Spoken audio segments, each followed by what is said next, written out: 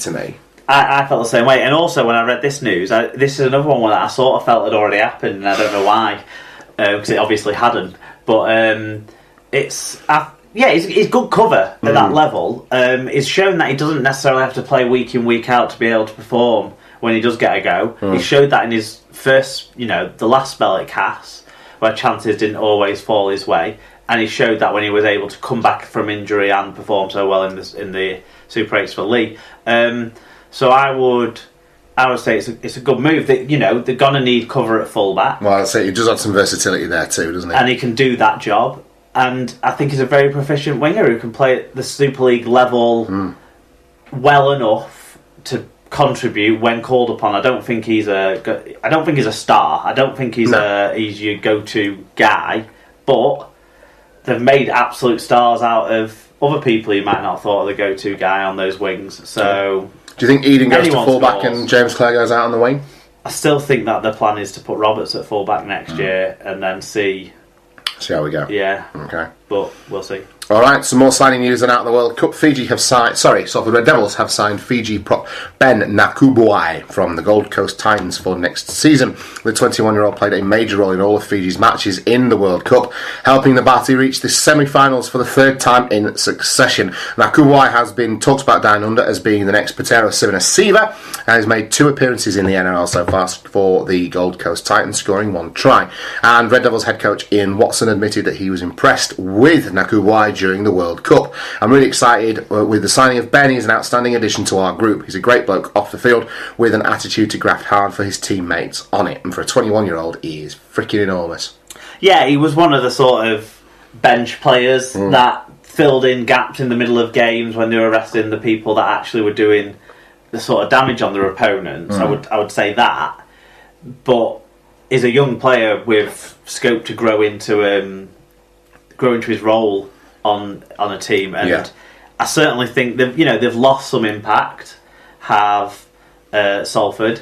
They needed some bodies in the forwards anyway. It felt like after last season ended with them a bit thin in that area because of injuries and stuff like that. Yeah, and I think he's going to be a good addition.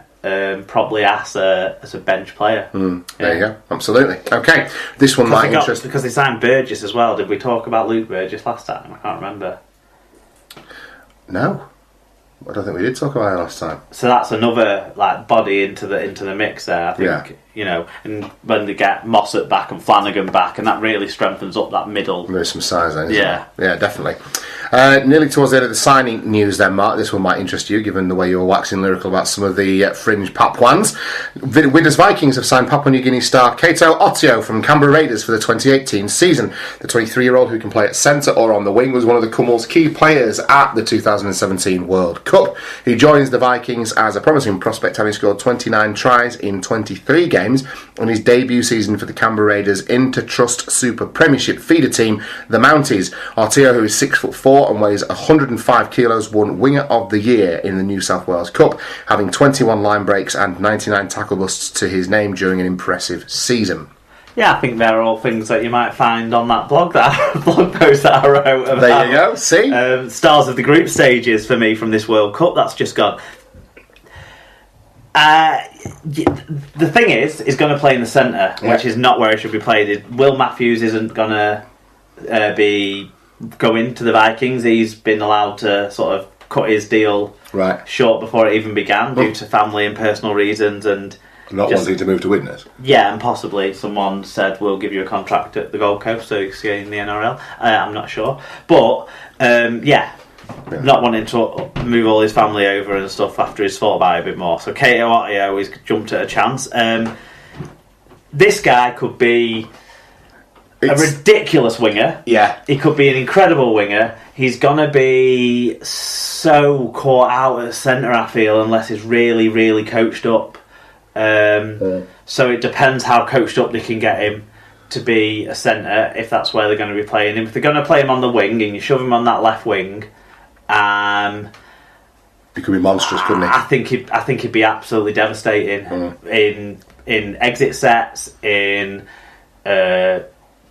close to the line, in any sort of circumstance where you want him sort of running onto a ball with men to go through. You know, like when like Ryan Hall at his best when he can run through two people and then dive over the top of the last one to score, sort of thing. Those days, you know, or like when that one time a season that Fuad Yaha plays to his size, or that Carl Price did, he could do that consistently, but he's going to be in the centres, and I worry. There you go. Okay. But I like him, though. I like yeah, him. I definitely think he can add something to our competition. Superb. Okay, and finally, sentimental one for you, Mark. Mickey Hyam will play for the last time when Lee host Wigan in a pre-season friendly on January the 21st at Lee Sports Village. Hyam is 37 and recently revealed he was to hang up his boots and take an off-field role with the Centurions. The hooker made more than 500 appearances in his career for Lee, St Helens, Wigan and Warrington, as well as representing England and Great Britain. He won 3 Challenge Cup medals winners with Warrington Wolves and the 2002 Super League Grand Final with Saints. And I put that in as the and finally, just as an opportunity for us to talk about what a fabulous career Mickey Hyam had. Yeah, I mean, we talked about that 2 shows ago, didn't we? And we can talk about it again. Yeah. I think it's worth doing, because what a servant to our sport. The emotion on that last game against Catalan was evident for everyone to see how much he cared about the sport and his club and that sort of stuff. You know, the January derby is usually Lee's cup final, but that cup final was brought forward to the summer months last year, but there's going to be their cup final again this year, so you know he'll probably go out on a high because they normally win that game because they care about winning it. And that's a better way for him to go out than crying in front of everyone and on a real low, because he doesn't deserve to go out on a low. He deserves to go out on a high. Absolutely. He's been a big part of every team he's been at, and always been a committed player over those years. I mean, he played at Wigan when we weren't necessarily that good, and you always felt like he was a player who could change the game, a player who played with a lot of like passion and dedication and that sort of stuff. So I could never knock him for that side of things. No, fair play, and we wish him well in retirement. Right, that's the news from around the world of Rugby League taken care of. Let's take a look back now at the Rugby World Cup semi-finals and final.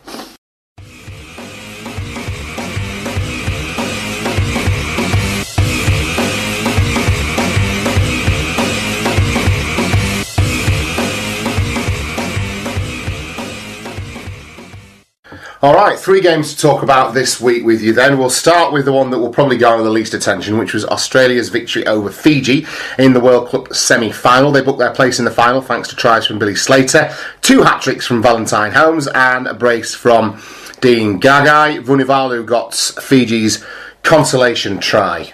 I'll be honest, I sort of saw this going by on Twitter when I was up at work, and it went exactly the way I expected it to.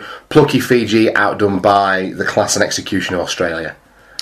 Yeah, I didn't watch it. I just saw the tries because, like you, I was at work when it was being played, and I got home and I thought, that didn't feel like much of a fight, so no, I won't bother. But Valentine Holmes' 6 tries in a single game worthy of some attention. Admittedly, fell over the line for a couple of them, but... Yeah, but you still got to be there to finish them. And absolutely. Look, 11 tries in 2 games is... phenomenal return. Was unbelievable. And it made sure that he at least got to be in the conversations when people would be talking about teams of the tournament and stuff. Yeah. And it made sure that it wasn't just Vunivalu and Jay McGilvray and McGilvray, like as nailed on wingers of the tournament. Yeah. It made sure he got to be in the conversation for that at least. Definitely so well done to him there. Definitely but he had a lot of freedom, he had a lot of space. We expected them probably to have a bit more room than, because Fiji are putting such an effort against the Kiwis, but they're just playing against a different outfit, an outfit that's wasn't going to give him the same sort of opportunities. Only 8 errors by Australia, only 4 offloads. They played it close to the chest by the looks of these sort of numbers. Only 4 penalties given away. They were just so, 82% set completion compared to 52% for Fiji. So obviously, you can't complain if Fiji's doing it in most Rugby League matches and expect to win. Never mind against the Aussies. Yeah. So whilst we don't have a lot to say on it, what we do know for sure is there was a clinical side and there was a side whose race was run. We've got to celebrate the fact that Fiji have made 3 World Cup semi-finals in a row, despite not being particularly competitive. in any of them, this is a positive. I think hopefully the next sort of step... And Fiji had a reasonable proportion of the side were born in Fiji as well. And when you think there's other players that they've produced that in the past that weren't, aren't there now or have gone to different sports or whatever, then you think about like the Sevens union success that they've been able to put out there as well. And you think there's an opportunity there, so Rugby League really needs to think about how it strikes on that opportunity and gets its, New South Wales Cup side or something along those lines. Well, it's been so effective for Papua New Guinea to have one, hasn't it? Well, they were so lowly ranked, weren't they, in the World Cup, and then this time around, okay, they stumbled somewhat when they met the big boys, but they were so much more competitive than they've been for multiple years. They've been scratching around against the lower Pacific Island sides and sort of not always beating them. So it's been helpful there, and it's just it's not the hugest commercial market, but it's another market for the sport that you shouldn't ignore just because you're not going to make billions of dollars out of it. Because it's a market that can produce much more than just money for the sport. Absolutely, yeah. So I think it needs to be looked at, and they've given themselves that credibility by getting to another World Cup final and not disgracing themselves. There's a few decent performers in there to an extent. It's just they made a lot of mistakes. There you go. Yeah. Okay. So the following morning, then, very early in the morning, we bleary-eyed dragged ourselves out of bed to watch England take on Tonga. It finished 18-20 in favour of England, who booked their place in the World Cup final, cruising with 7 minutes to go, 20-0. We almost hit the self-destruct button, and I'm sure we'll go on to talk about knock-ons and loose carries in a moment, but it was tries for Pangai Jr., Savila Havili, Tuimoala Lola here, and 3 conversions by Takiako that did for Tonga's 18 points, but McGilvray, Widdop, Bateman and 4 goals kicked by Gareth Widdop meant that England edged their way into the final in what has to be one of the most spectacular atmospheres for a Rugby League game, and never mind exciting finishes that I've ever seen. Yeah, head over to our Instagram because I think it must have been Rich, maybe, Rich Wilkinson, who put on a proper Now Then Lads video of the sort of build into the game. The game hadn't even started. I'm not even sure the players were on the pitch yet when he did his video, and the atmosphere was absolutely electric. Incredible. We'll start with Mitchell Darts, who said, "Holy moly, that last 5 minutes was some of the most incredible rugby league I've ever seen. England's solid up to all the mayhem, but took the foot off the pedal to say the least. 100% happy with Chechen making the correct call live. Bring on the World Cup final." There you go. Wakey White said, "What a game, really intense from both sides throughout. Tonga played with lots of enterprise that didn't really get them anywhere for most of the game, thanks to a huge defensive effort from England. Great effort by Tonga to nearly snatch it at the end, but would have been harsh as England were the better side for 72 minutes for me." Cutthroat Jake said, "That was disappointing. The final score was a lot closer than it should have been. Tonga did well to come back, but that was only possible due to England switching off again. At least in the final, they're unlikely to be in the same situation to switch off." There you go. Roger the Cabin Boy, keeping the pirate theme going, got in touch as well. He said, "Here's hoping that Todd Flanders, that biscuit-limbed sick-note malingerer, manages to make a full recovery from whatever afflicted him in that match, as England have shown with their performances with Kevin Brown in the team. They really do need all their mascots to stand any chance in the final." Lee Whitnell said, "Who'd be an England fan after 72 minutes wearing the serene face of a man whose team is doing the business? My family awoke to find me writhing on the carpet, shouting no at the TV and almost doing the business in my dressing gown. I was sure we were going to blow it again, and I can't believe we're actually in the final. Definitely a loose carry from Fafita, but Bet Thaler would have overturned and given it up if it had gone up." Do you know what? I wouldn't trust Ben Thaler not to have overturned it, to be honest, just to be Ben Thaler about it. Bruiser664 said, "Watch this match on the iPlayer and foolishly looked at my phone at the 70-minute mark and had a notification from the Our League app telling me that England are through to the final. I thought, of course we are, we're 20 points up with 10 minutes to go." Rich Wilkinson said, "This game was by far the greatest atmosphere I experienced at any event. The place was rocking. The noise for the Tonga third try was crazy. I had to cover my ears. I watched the last set through my fingers. It was a knock-on every day of the week. Job Done. There you go. Okay.